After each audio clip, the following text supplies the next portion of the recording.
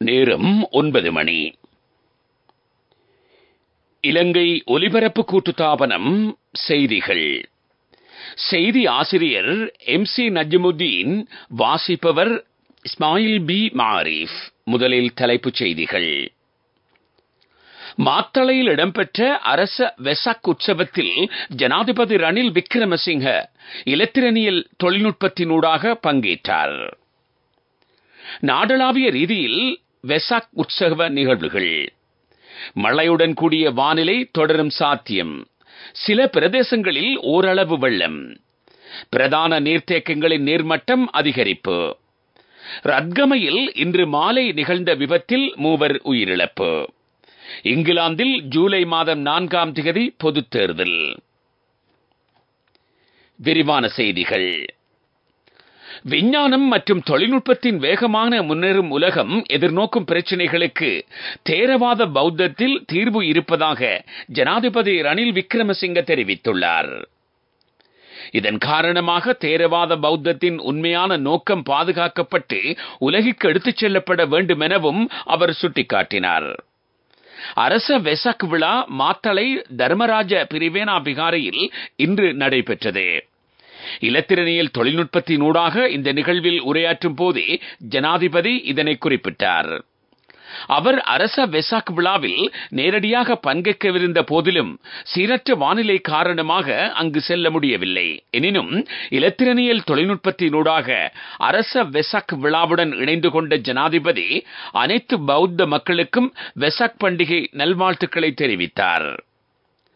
மாத்தளை மாவட்டத்தை மையமாக கொண்டு இந்த வருடம் அரச வெசாக் விழா நடைபெறுகிறது. 21ஆம் தேதி தொடக்கம் 27ஆம் தேதி வரை வெசாக் வாரமாக பிரகடனப்படுத்தப்பட்டுள்ளது.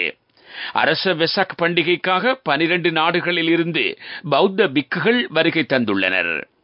இந்த நிகழ்வில் வெசாக் நினைவு முத்திரை வெளியீடு, விகாரிகளின் அபிவிருத்திக்கான உதவிகள், புத்த சாசன நிதி அளிப்பு, அறநெறி பாடசாலைகளுக்கு நிதி ஒதுக்கீடு, தேரர்களுக்கு நூல் தொகுதிகள் வழங்குதல், பிக்குமாரின் பெற்றோருக்கு காசோலை வழங்குதல் போன்ற நிகழ்வுகளும் இடம்பெற்றன. மாத்தளை மாவட்டத்தில் உள்ள 22 கிராமிய பௌத்த விகாரைகளின் அபிவிருத்திக்கு 22 மில்லியன் ரூபாவும், அரச வெசாக் பண்டிகையுடன் இணைந்து நிகழ்ச்சிகள் நடைபெறும் 5 விகாரைகளின் அபிவிருத்திக்காக 2.6 மில்லியன் ரூபாவும் வழங்கப்பட்டன. அனர்த்தத்தினால் பாதிக்கப்பட்ட 3 விகாரைகளின் புனரமைப்புக்கும் நிதியுதவி மேற்கொள்ளப்பட்டது. 12 அறநெறி பாடசாலைகளின் அபிவிருத்திக்காக 5 மில்லியன் ரூபாவும், 32 பின்தங்கிய விகாரைகளுக்கு மலசல கூட வசதிகளை ஏற்படுத்துவதற்கு 32 மில்லியன் ரூபாவும் ஒதுக்கப்பட்டுள்ளன. நாடளாவிய ரீதியில் இன்று வெசாக் உற்சவம் நடைபெற்றது. சமய நிகழ்வுகள், தான சாலைகள் உட்பட பல்வேறு நிகழ்ச்சிகளும் நடத்தப்பட்டன. நாடளாவிய ரீதியில் அமைக்கப்பட்டுள்ள வெசாக் அலங்கார தோரணங்களை மக்கள் பார்வையிட்டு வருகின்றனர். இதேவேளை ஐக்கிய நாடுகள் சபையின் தலைமையில் ஏற்பாடு செய்யப்பட்ட விசேட வெசாக் வேலை திட்டம் கடந்த 20ஆம் தேதி தாய்லாந்தின் பாங்காக் நகரில் நடைபெற்றது. தென்மேற்கு பருவப்பெயர்ச்சி நிலவுவதனால் காற்றும் மழையும் தொடரக்கூடும் என்று வளிமண்டலவியல் திணைக்களம் எதிர்வு கூறியுள்ளது. மேல் சப்ரகமுவ, மத்திய, வடமேல், தென், வடமத்திய மாகாணங்களில் அடிக்கடி மழையோ இடியுடன் கூடிய மழையோ பெய்யலாம். சபரகமுவ மாகாணத்தினதும் கண்டி, நுவரெலியா மாவட்டங்களினதும் சில இடங்களில் 150 மில்லிமீட்டர் மழை பெய்யக்கூடும். மேல் வடமேல் மாகாணங்களினதும் மன்னார், காலி, மாத்தறை மாவட்டங்களினதும் சில இடங்களில் 100 மில்லிமீட்டர் மழை வீழ்ச்சி பதிவாகலாம். மத்திய மலைநாட்டின் மேற்கு சாய்வு பகுதியிலும் வடக்கு, வடமத்திய, வடமேல், தென் மாகாணங்களிலும் திருகோணமலை மாவட்டத்திலும் அவ்வப்போது காற்று மணிக்கு 50 முதல் 60 கிலோமீட்டர் வேகத்தில் வீசக்கூடும். நாட்டின் ஏனைய பிரதேசங்களில் மணிக்கு 30 முதல் 40 கிலோமீட்டர் வேகத்தில் காற்று வீசலாம் என்று திணைக்களம் விடுத்திருக்கும் அறிக்கையில் குறிப்பிடப்பட்டிருக்கிறது. பிரதான நீர்த்தேக்கங்களின் நீர்மட்டம் தொடர்ந்தும் அதிகரித்து வருவதாக நீர்ப்பாசன திணைக்களம் அறிவித்துள்ளது.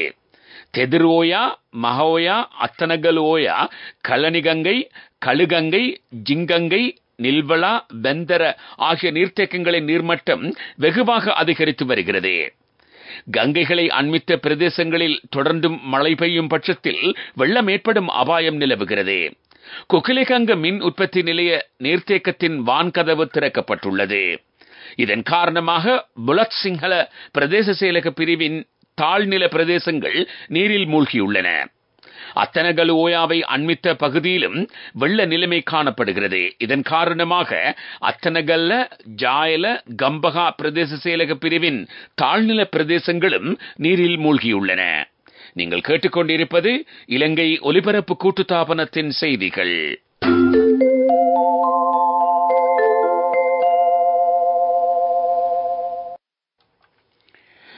ரத்கம பிங்தாலி சந்திக்கருகில் ரயில் கடவையில் இன்று மாலை நிகழ்ந்த விபத்தில் 3 உயிரிழந்துள்ளனர். கொழும்பிலிருந்து மாத்தறை நோக்கி பயணித்த கடுகதி ரயிலுடன் மோட்டார் சைக்கிள் மோதுண்டதில் இந்த விபத்து நேர்ந்துள்ளது. மோட்டார் சைக்கிளில் பயணித்த 3 உயிரிழந்துள்ளார்கள். 17, 18, 19 வயதுடையவர்களே இவ்வாறு உயிரிழந்திருக்கிறார்கள். கர்ப்பிணி தாய்மாருக்கு உலர் உணவு உட்பட அத்தியாவசிய பொருட்களை வழங்கும் வேலை திட்டம் இன்று நடைபெற்றது. அலரி மாளிகையில் இந்த நிகழ்வு இடம்பெற்றது. பிரதமர் தினேஷ் குணவர்தன உள்ளிட்ட முக்கியஸ்தர்கள் நிகழ்வில் பங்கேற்றனர். இலங்கை தேயிலை சபை 7வது தடவையாக ஏற்பாடு செய்துள்ள தேயிலை விழா நாளை நடைபெற உள்ளது. பிரதான நிகழ்வு ஹெட்டம்பருவ ரஜமகா விகாரையில் நடைபெறும். அமைச்சர் மஹிந்த அமரவீர தலைமையில் நிகழ்வு இடம்பெறும். விவசாய மற்றும் பெருந்தோட்டத்துறை அமைச்சு இந்த விழாவினை ஏற்பாடு செய்துள்ளது.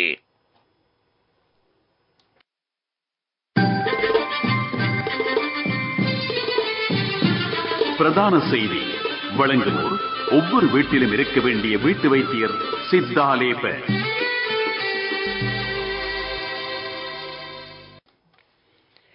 கண்டி மாநகர் நவீன பசுமை நகரமாக மாற்றப்பட்டிருப்பதாக அமைச்சர் கலாநிதி பந்துல குணவர்தன தெரிவித்துள்ளார். இதன் ஒரு அங்கமாக அங்கு மின்சாரத்தில் இயங்கும் 200 பஸ் வண்டிகள் போக்குவரத்தில் ஈடுபடுத்தப்பட்டுள்ளன. உலக வங்கியின் ஒத்துழைப்பு இந்த வேலை திட்டத்திற்கு கிடைத்திருப்பதாகவும் அமைச்சர் தெரிவித்தார்.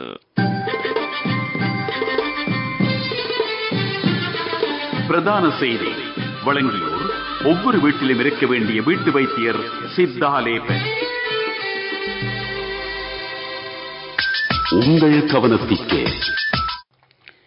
புத்தளத்தில் தொடர்ச்சியாக மழை பெய்து வருவதனால் சுகாதார பிரச்சினைகள் ஏற்படுவதற்கான அறிகுறிகள் தென்படுவதாக புத்தளம் சுகாதார வைத்திய அதிகாரி அலுவலகம் எச்சரிக்கை விடுத்துள்ளது. வயிற்றோட்டம், எலிக்காய்ச்சல், சிரங்கு உள்ளிட்ட நோய்கள் ஏற்படுவதற்கான அபாயம் நிலவுகிறது. இந்த நோய் அறிகுறிகள் தென்படும் பட்சத்தில் வைத்தியசாலைக்கு சென்று சிகிச்சை பெறுமாறும் வேண்டுகோள் விடுக்கப்பட்டுள்ளது. உலகச் செய்திகள்.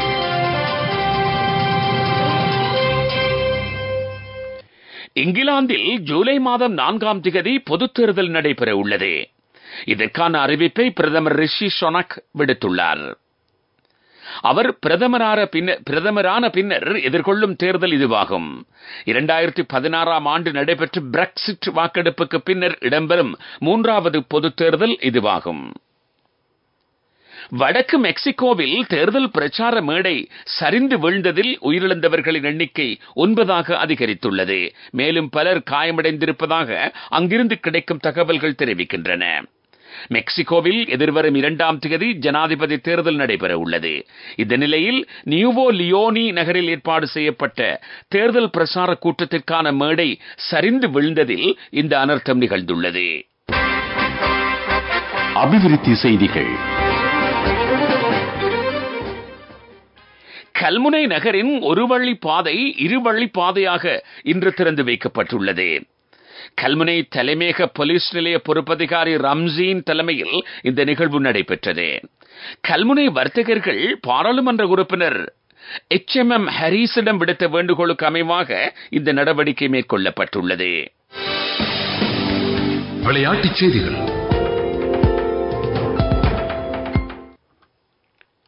சுற்றுலா பாகிஸ்தான் மகளிர் கிரிக்கெட் அணிக்கும் இங்கிலாந்து மகளிர் அணிக்கும் இடையிலான முதலாவது ஒருநாள் சர்வதேச கிரிக்கெட் போட்டி தற்போது நடைபெற்றுக் கொண்டிருக்கிறது.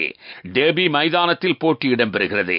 முதலில் துடுப்படுத்தாடிய இங்கிலாந்து மகளிர் அணி 50 ஓவர்களில் 9 விக்கெட் இழப்பிற்கு 243 ஓட்டங்களை பெற்றுக் கொண்டது. வர்த்தக செய்தி அனுசரணை. பட்டதாரியாகும் போது, திருமணத்தின் போது, குழந்தை பிறப்பின் போது மற்றும் 25வது திருமண ஆண்டு நிறைவின் போது 50,000 ரூபாய் வரை விசேட அனுகூலங்கள். மாதாந்தம் 12,500 ரூபாய் வீதம் சேமித்திடும் ஸ்ரீ சேவிங்ஸ் சாம்பியன்களுக்கு மேலும் பணப்பரிசுகள். இலங்கை மத்திய வங்கி வெளியிட்டிருக்கும் நாணய மாற்று வீதத்தின்படி அமெரிக்க டாலர் ஒன்றின் கொள்விலை 294 ரூபாய் 82 சதம், விற்பனை விலை 304 ரூபாய் 48 சதம். யூரோ ஒன்றின் கொள்விலை 318 ரூபாய் 66 சதம், விற்பனை விலை 322 ரூபாய் 13 சதம்.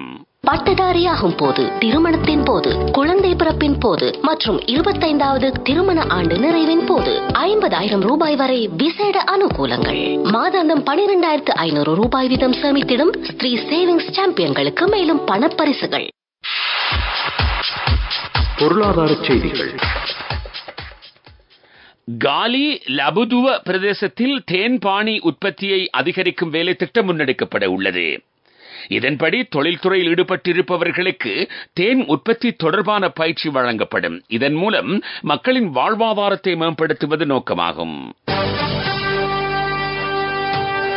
காலநிலை அறிக்கை.